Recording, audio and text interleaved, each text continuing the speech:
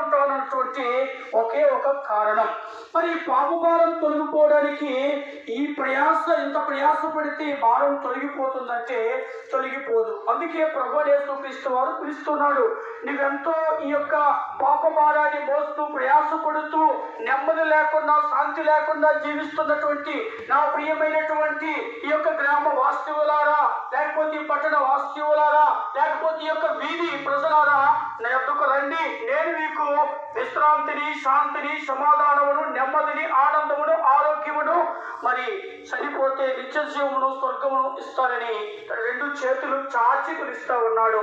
ఎందుకు అంటే ఈ పాప భారాన్ని తొలగించే ఏకైక దేవుడు, పాపము నుంచి విడిపించి రక్షించి నిత్య జీవాన్ని ఇచ్చే ఏకైక దేవుడు ప్రభువైన యేసుక్రీస్తు వారు మాత్రమే. ఎందుకు ఆయన ఉంటానటువంటి ఒకే ఒక కారణం.